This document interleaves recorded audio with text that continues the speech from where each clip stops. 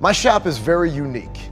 We do things differently here. For us, it's all about making them as stylish and beautiful as they can be. When Counting Cars ended, most folks thought Danny Koker was finished. The man who once ruled the Las Vegas Strip with roaring engines and rock and roll swagger looked like he'd lost it all. He'd dropped 35 pounds from stress, was staring down a $2.7 million lawsuit, and his marriage, his anchor through it all, was hanging by a thread. And just like that, the Count had gone silent. No flashy jackets, no cameras, no roar of engines. Just silence. But what no one realized was this. Danny wasn't gone. He was rebuilding. Quietly, patiently, piece by piece, just like one of his cars. By late 2021, the lights at Counting Cars dimmed for good. The finale aired without warning, leaving millions of fans confused. No goodbye, no final ride into the sunset. The History Channel just pulled the plug. Behind the scenes, Danny was fighting on every front.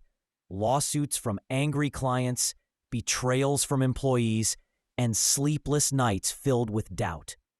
Even his friendship with Kevin Mack had cracked under the weight. At one point, Danny said he was working 18 hours a day, running the shop, filming the show, and trying to keep his marriage alive. He built an empire with his bare hands, and now he was watching it crumble. There were moments, quiet ones, when he'd just sit in his workshop, staring at half-finished cars. Long before the TV lights, long before the fame, Danny was just a Cleveland kid with grease on his hands and music in his blood. His father, Danny Koker Sr., was a Ford executive and a gospel singer. Cars and rhythm. That's what shaped the boy who'd become the Count. When Danny was only 8, his dad gave him a motorcycle. Most kids would have ridden it. Danny tore it apart, bolt by bolt, just to see how it worked. Vegas in the 1990s was a city made for characters, and Danny was one of them. Before the cars, he was a local TV host, a late-night vampire named Count Cool Rider, introducing horror flicks with a grin and a cape. The accent? Inspired by his Yugoslavian grandparents. The style? All him. That's when the nickname The Count stuck, and it never left. When the show ended, Danny didn't chase Hollywood. He built Count's Kustoms, a tiny Vegas garage that would grow into one of the most famous custom shops in the world. His first big project, a 1932 Ford Roadster, put him on the map. Then came the big names, Ozzy Osbourne, LeBron James, even the Prince of Monaco. They all wanted a piece of the Count's magic. In 2009, Danny appeared on Pawn Stars just to appraise a Mustang. Viewers loved him instantly. The shades, the hair, the charisma. He stood out. 3 years later, Counting Cars was born, and boy, did it explode. The first episode polled over 3 million viewers. By the end of season 1, it was beating Pawn Stars itself. People weren't just watching restorations. They were watching dreams come to life. Danny wasn't a car flipper. He was an artist. He'd look at a rusted frame and see what it could be.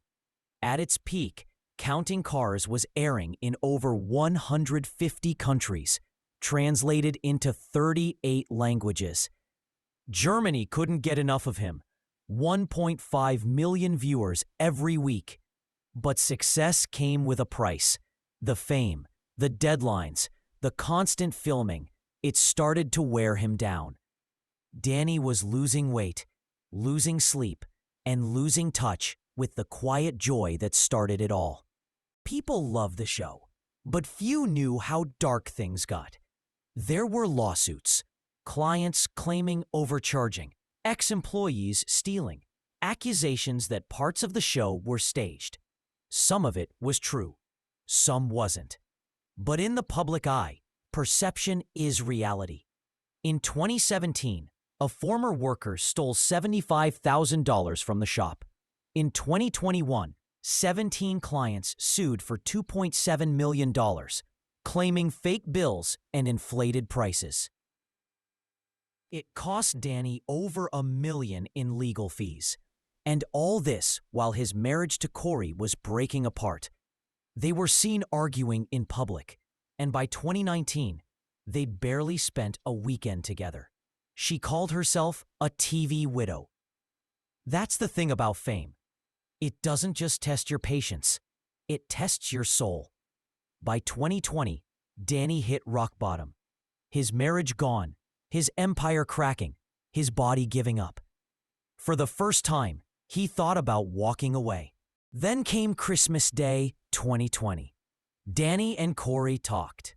Really talked. They promised to fix what fame had broken. And from that day forward, everything started changing. He cut back filming, focused on his health, sold part of his car collection to pay off debts. He even closed deals that didn't feel right anymore. In 2021, the History Channel quietly ended counting cars. But Danny didn't fight it. He said, "If one door closes, I'll build another one." From steel and paint. When the cameras stopped rolling, Danny went back to his roots, the workshop. No fake drama, no scripts, just real cars, real stories, and real passion. He upgraded Count's Kustoms with new tech, like a $250,000 3D printer to make rare parts nobody else could find. He focused on quality, not deadlines, and it worked. By 2024, business doubled. $45 million in revenue, without TV. His clients, bigger than ever. Chris Hemsworth's Thor inspired. Mustang, a $30 million Bugatti restoration for a private collector. Even a gold-plated motorcycle for the Prince of Monaco. Danny had quietly turned his small Vegas shop into an empire once again. But here's the twist nobody saw coming. Danny didn't just rebuild his business, he reignited his other passion, music. His band, Count 77, went from Vegas bars to sold-out arenas. In 2024, they played a 4-hour concert at Red Rocks alongside Alice Cooper and Sammy Hagar. Then came the world tour, Grease and Gears. 50,000 fans in Tokyo. A stage that lifted real muscle cars during songs. The man who once rebuilt broken cars was now rebuilding broken souls with music. And he did it with purpose, donating half the tour profits to a foundation teaching young people how to restore classic cars. That's the kind of move only a man who's been to hell and back can make. People always saw the shades, the hair, the tattoos. But few saw the man underneath, the guy who quietly battled addiction, spent time in jail, then turned his pain into discipline. He lost over 50 pounds, got clean, and started talking openly about mental health and sobriety. It's rare in this world of flash and fame to see someone drop the mask, but Danny did. And maybe that's what made fans love him even more, because counting cars might have ended. But Danny Koker never did.